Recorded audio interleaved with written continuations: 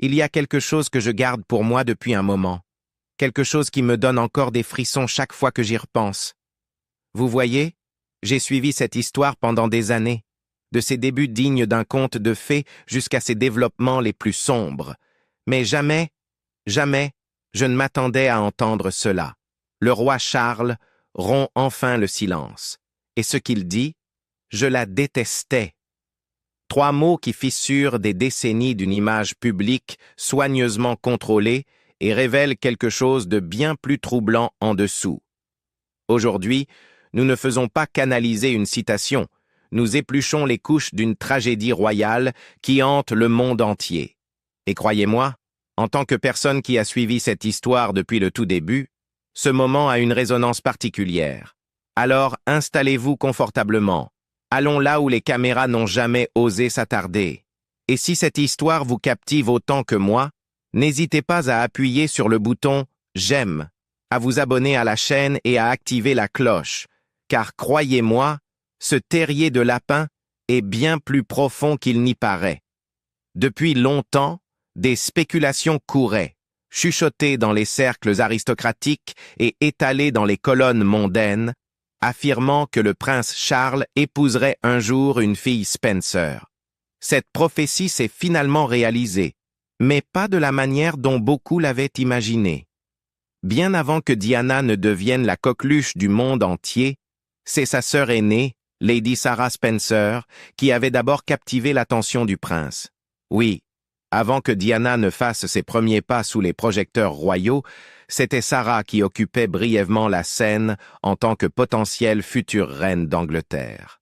Leurs chemins se sont croisés en 1977 lors des courses d'Ascot, un rendez-vous typique de l'élite britannique. Une romance a suivi, d'abord discrète, puis de plus en plus visible. Sarah, une rousse vive d'esprit, au franc-parler étonnant, fut rapidement présentée comme la probable épouse du prince. Pendant un court moment, la famille royale et le public semblaient croire que cette union pourrait durer. Mais comme souvent dans la sphère royale, une seule erreur peut tout faire basculer. Le début de la fin eut lieu lors de vacances de ski à Klosters, en Suisse, en 1978. Ce qui devait être une retraite privée devint le théâtre de la chute d'une romance royale.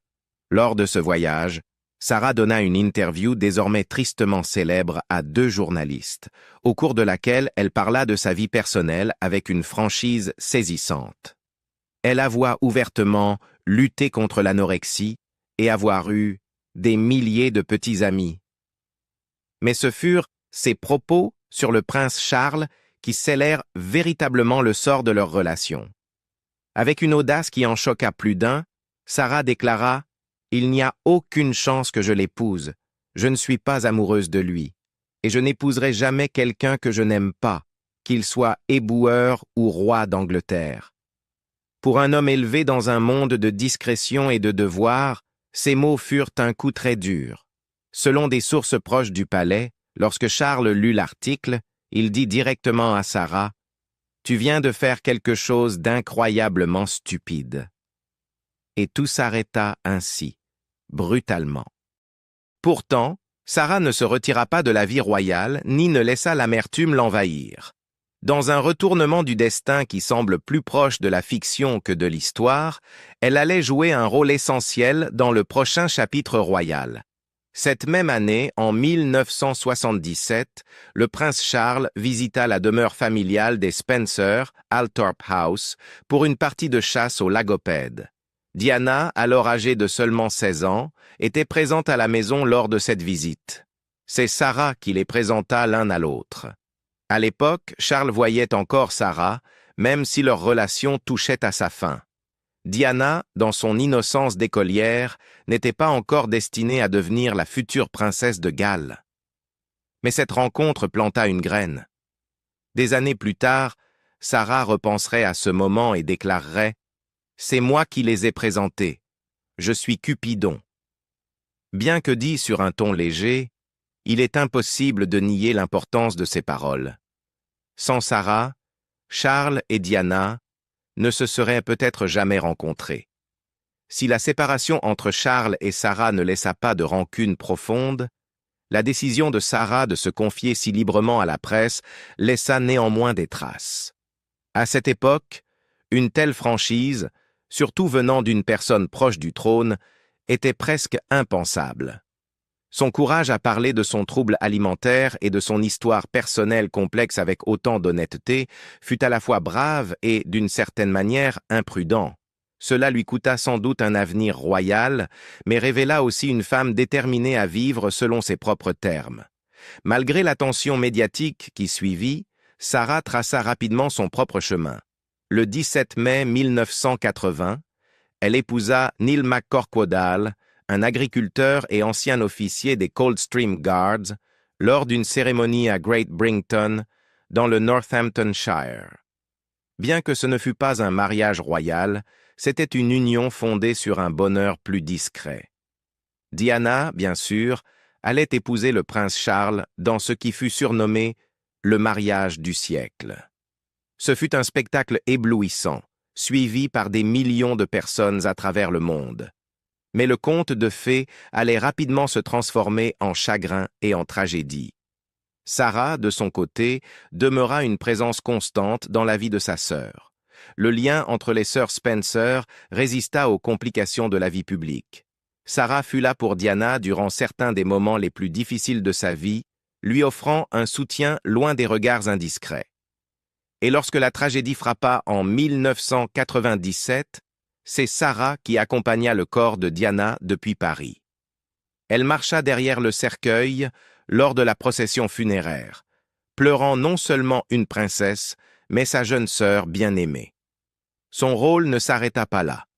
Sarah devint co-exécutrice testamentaire de Diana et présida le Diana, Princess of Wales Memorial Fund, contribuant à préserver son héritage dans les années qui suivirent.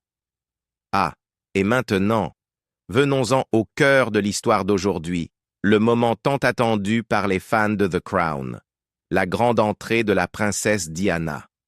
Et laissez-moi vous dire que la série ne fait pas les choses à moitié. Nous sommes en 1977 et nous voyons le prince Charles, interprété avec ce mélange signature de retenue et d'insécurité par Josh O'Connor, arriver au domaine familial des Spencer. Mais il n'est pas là pour Diana. Oh non. Il est là pour voir sa sœur aînée, Sarah. Isobel Eddy incarne Sarah avec un charme froid et maîtrisé qui correspond parfaitement à l'époque. C'est une scène clé du premier épisode de la saison 4 intitulée Gold Stick. Pendant que Sarah prend un appel téléphonique, entre en scène une Diana adolescente, âgée de seulement 16 ans, interprétée à la perfection par Emma Corrin. Et c'est là que The Crown excelle. Créer un moment à la fois théâtral et symbolique. Diana surgit dans le grand hall, non pas vêtue d'une robe de soirée ou d'une tenue sobre et appropriée. Non, elle porte littéralement un costume de arbre fou, un déguisement feuillu de la pièce de son école, le songe d'une nuit d'été. Elle se faufile dans un coin, dissimulée sous des branches, les yeux écarquillés, comme si elle s'introduisait dans un moment auquel elle n'était pas encore censée appartenir. Le symbolisme est presque trop parfait. Une jeune fille perdue dans ses rêveries qui entre directement dans le monde de la royauté. Impossible de ne pas être charmé, ou du moins intrigué. Et bien sûr, Charles le remarque. Plus tard, Charles évoque de façon désinvolte l'avoir vue en parlant à Sarah, qui lève les yeux au ciel avec un air exaspéré. « Elle était obsédée par l'idée de te rencontrer, » dit-elle, avec cette exaspération classique des grandes sœurs. C'est une phrase qui en dit long sur l'infatuation juvénile de Diana, mais qui laisse aussi entrevoir un désir plus profond, un rêve qui, peut-être, ne lui appartenait pas entièrement. Mais revenons un instant en arrière, au-delà de la fiction de Netflix, pour parler de ce qui s'est réellement passé. Car, en tant que personne qui suit cette histoire depuis des décennies, je peux vous dire que la réalité était un peu moins théâtrale, mais tout aussi fascinante. Oui, le prince Charles a bien rencontré Diana au domicile familial des Spencer, à Althorpe, en 1977. Et oui, il sortait alors avec Sarah. Mais il n'y avait ni pièce de théâtre scolaire fantaisiste, ni costume d'arbre magique, ni traversée furtive du vestibule. Leur véritable première rencontre s'est déroulée dans un champ labouré. Oui, vous avez bien lu, pas dans un grand hall, mais sur un bout de campagne anglaise fraîchement retourné. Charles, alors âgé de 29 ans, avait été invité au domaine pour une partie de chasse. Et c'est là que la jeune Diana, âgée de seulement 16 ans, a rencontré celui qui deviendrait un jour son mari. Avançons maintenant de 4 ans. Nous sommes en 1981 et le monde entier regarde Charles et Diana, fraîchement fiancés, lors de leur toute première interview commune. Et c'est ici, mes amis, que les choses deviennent gênantes. Terriblement gênantes. Car lorsqu'on leur demande de se remémorer leur première rencontre, leur réponse ne pourrait pas être plus différente. Charles, toujours le diplomate, offre une réflexion rigide mais polie.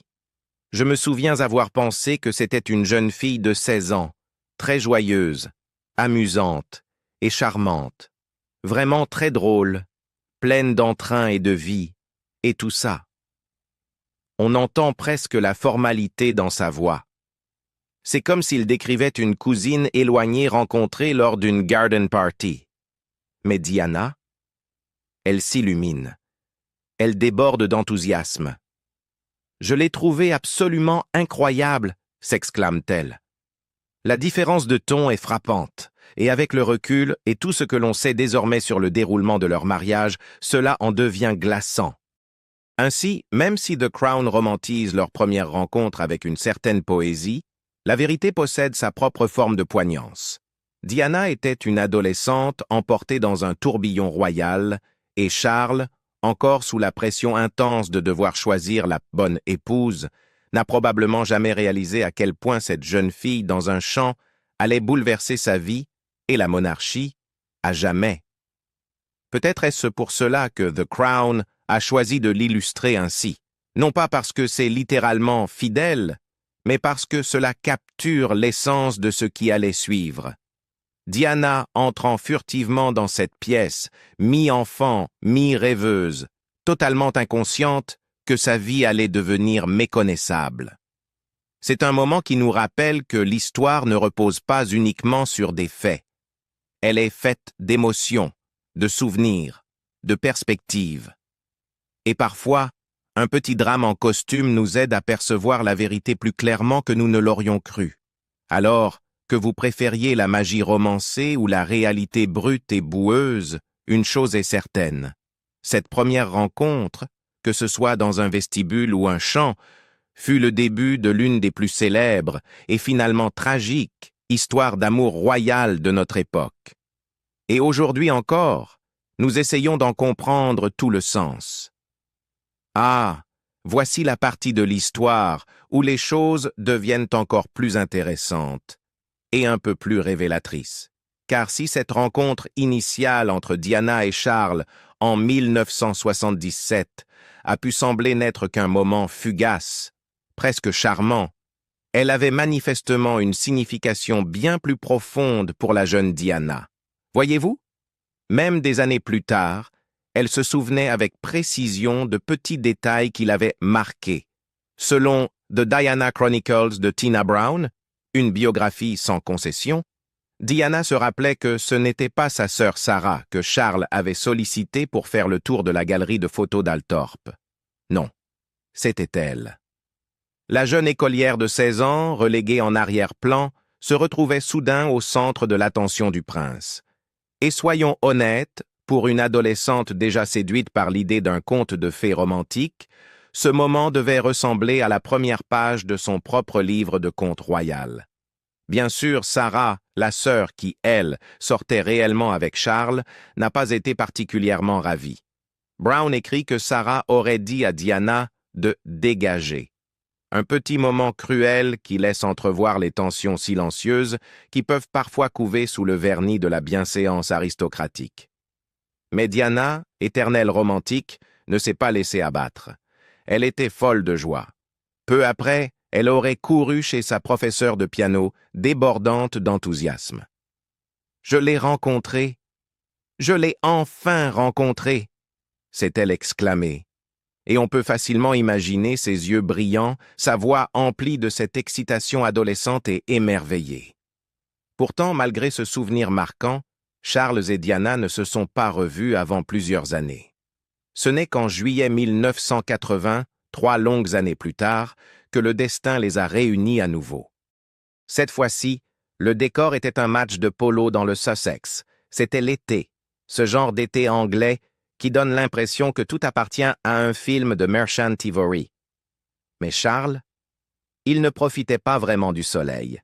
À ce moment-là, il subissait d'énormes pressions. La famille royale resserrait les rangs, le pressant de se marier enfin. Et pas avec n'importe qui, avec quelqu'un de convenable, de doux caractère, irréprochable. En d'autres termes, vierge. Les exigences traditionnelles étaient toujours bien présentes derrière les murs du palais et les options amoureuses de Charles s'amenuisaient dangereusement. Pendant ce temps, la femme qu'il aimait vraiment, Camilla Parker Bowles, était hors de portée. Mariée et considérée comme inacceptable selon les standards royaux. Et pour ne rien arranger, Charles était encore en deuil d'une perte dévastatrice. L'été précédent, son mentor bien-aimé et grand-oncle, Lord Louis Mountbatten, avait été tué dans un attentat terroriste. Son bateau de pêche avait été bombardé par l'IRA et Charles en avait été anéanti. Ce fut un événement qui l'a profondément changé, le laissant encore plus perdu dans les courants rigides du devoir royal. Et voilà donc Diana, encore pleine de fraîcheur, encore pleine d'espoir, qui réapparaît dans l'orbite de Charles. Cette fois, non plus comme une adolescente guettant timidement depuis un coin, mais comme une jeune femme commençant à percevoir la complexité de l'homme qu'elle avait autrefois admiré de loin. Après un match de polo près de Cowdray Park, ils se sont retrouvés.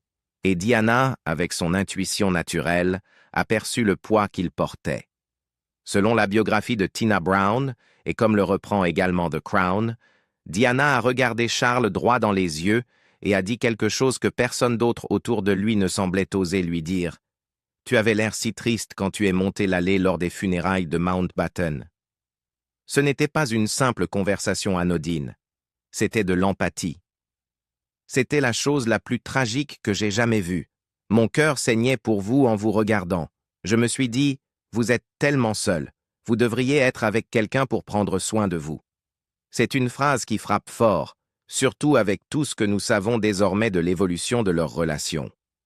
À cet instant, Diana n'offrait pas une séduction. Elle offrait du réconfort, une connexion, peut-être même une forme de salut. Mais tragiquement, cela a aussi donné le ton pour la suite. Diana endossant un rôle qui exigerait d'elle non seulement de l'amour, mais aussi des soins constants. Elle a vu la solitude en lui, et au lieu de se détourner, elle s'est rapprochée. Et cela, je pense, en dit long sur la dynamique qui allait définir leur relation dans les années suivantes. Une jeune femme persuadée qu'elle pouvait aider, et un prince qui peut-être espérait qu'elle le pourrait aussi, mais qui était, au fond, piégé par des attentes que ni l'un ni l'autre ne comprenaient pleinement. L'histoire pourrait sembler romantique en surface, mais si vous lisez entre les lignes, ce que vous découvrirez, c'est une collision entre le fantasme et l'institution, entre la vulnérabilité et le pouvoir. Et dans cet échange discret près de Cowdray Park, on aperçoit toute la complexité de ce qui se jouait réellement. C'est là que commencent à apparaître sous la surface les véritables courants émotionnels. Diana, la plus jeune des filles Spencer, n'était peut-être pas l'élève la plus brillante au sens académique, son dossier scolaire, comme le souligne avec mordant Tina Brown, avait la taille d'une fiche d'index. Mais l'intelligence existe sous de nombreuses formes, et Diana possédait quelque chose de bien plus percutant. Une intelligence émotionnelle. Elle n'était pas calculatrice, mais intuitive, et son radar pour détecter la vulnérabilité humaine, en particulier celle de Charles, était d'une précision redoutable. Elle avait compris quelque chose d'essentiel, que même ceux qui étaient les plus proches de lui manquaient souvent, que sous la raideur royale et le vernis du protocole, l'héritier du trône cachait un immense puits de solitude et un certain penchant pour l'auto-apitoiement. Et c'est précisément sur cette faille intime qu'elle appuya doucement. Tina Brown écrit que Diana avait justement deviné comment atteindre Charles, en passant par cette partie vulnérable de lui, celle qui pensait souvent ses blessures dans le silence. Elle n'essaya pas de l'éblouir par son statut ou son intellect. Elle lui offrit simplement de la compassion, ce qui, à ce moment-là, a dû ressembler pour Charles à une véritable bouée de sauvetage. La biographe Sally Bedell Smith, dans son livre Prince Charles, The Passions and Paradox of an Improbable Life, confirme ce tournant émotionnel. Charles, note-t-elle, fut sincèrement ému par le commentaire de Diana, l'idée qu'il semblait seul et avait besoin de quelqu'un pour prendre soin de lui. Cette simple observation, authentique et spontanée, toucha une corde sensible. Il avait enfin devant lui quelqu'un qui ne le voyait pas uniquement comme l'héritier du trône, mais comme un être humain. Ce rare moment de vulnérabilité partagée déclencha quelque chose, et, dans les termes royaux, la rapidité avec laquelle le lien déboucha sur une demande en mariage fut étonnante. 7 mois seulement plus tard, Charles fit sa demande en mariage. Bien sûr, ce n'était pas uniquement une histoire d'amour qui les portait en avant. Des forces agissaient aussi en coulisses, notamment la reine-mère, qui aurait vu en Diana l'épouse idéale pour son petit-fils. Douce, modeste, malléable. Le genre de jeune femme qui s'intégrerait parfaitement dans le moule de la princesse de Galles sans provoquer de remous. Ou du moins, c'est ce qu'il pensait. Et dans ses premières heures suivant la demande, Diana croyait sincèrement avoir accédé à son rêve. Son frère, Charles Spencer, a plus tard confié à Tina Brown qu'il n'avait jamais vu sa sœur aussi radieuse. Elle n'était pas euphorique de la manière dont quelqu'un pourrait l'être après avoir obtenu un titre ou une couronne. Non, c'était plus profond. Il la décrivit comme spirituellement épanouie, cette joie pure et incandescente de quelqu'un qui croit avoir entamé un voyage vers un amour durable, un partenariat et un but. Il dit qu'elle paraissait aussi heureuse que je l'ai jamais vue. Puis vint cette interview de fiançailles. Vous savez, celle-là, si vous l'avez déjà regardée, vous avez probablement ressenti un certain malaise. Cela devait être le grand moment, la révélation du conte de fées devant les caméras. Lorsqu'on leur demanda s'ils étaient amoureux, Diana répondit sans hésiter, comme toute future mariée l'aurait fait, « Bien sûr. » Mais Charles, oh Charles! Sa réponse tomba comme un coup près. Quelle que soit la signification d'être amoureux, cette phrase, tellement décalée, résonne encore aujourd'hui après des décennies d'examen royal. Et même maintenant, elle fait mal. En seulement 5 mots, Charles dévoila le fossé entre le fantasme romantique dans lequel Diana croyait entrer et la réalité bien plus compliquée et émotionnellement distante qui l'attendait. Alors oui, il y eut une demande en mariage, il y eut de l'excitation, il y eut de la joie, du côté de Diane. Mais soyons honnêtes, il y avait déjà, sous la surface, des signes avant-coureurs indiquant que cette union n'était pas tant une rencontre d'âmes qu'une convergence d'attentes, d'images et de devoirs. Et comme nous le savons aujourd'hui, ces fissures n'ont fait que s'élargir. Et pourtant, dans cet instant fugace de fiançailles, quand Diana croyait qu'elle entrait dans un avenir construit sur l'amour, le soutien et un sens profond, il y avait quelque chose d'indéniablement touchant.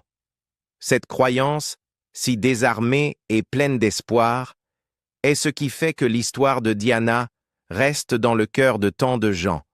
C'est ce qui donne à son récit cette qualité douce amère et tragiquement humaine.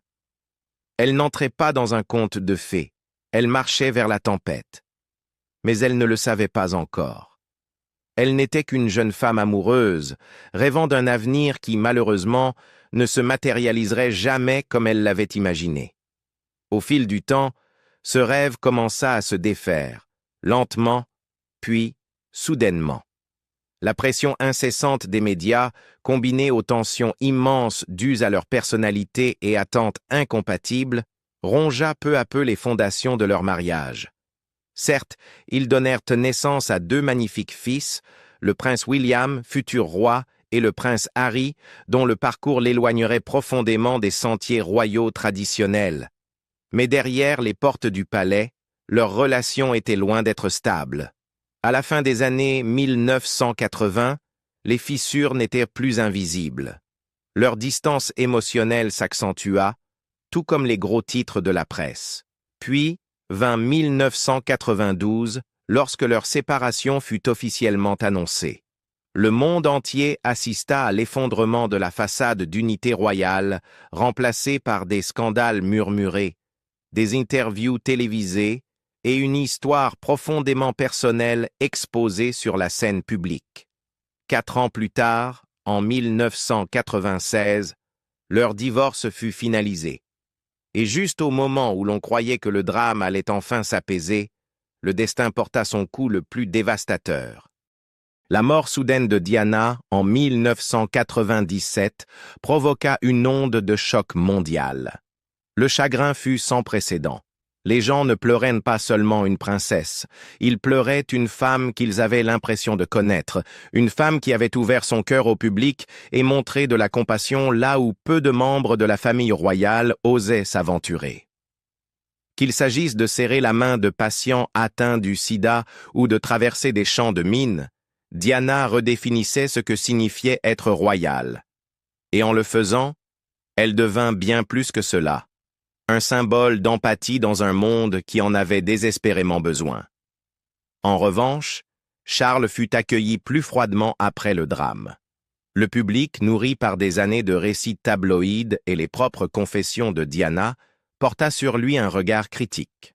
Sa relation de longue date avec Camilla Parker Bowles, autrefois enveloppée de secrets et de scandales, devint un point de débat. Mais le temps, comme souvent, adoucit les perspectives. Charles et Camilla finirent par se marier et même si l'acceptation fut lente, elle arriva. Et voilà, le roi Charles, après des décennies de silence, révèle enfin une vérité qui bouleverse tout ce que nous pensions savoir.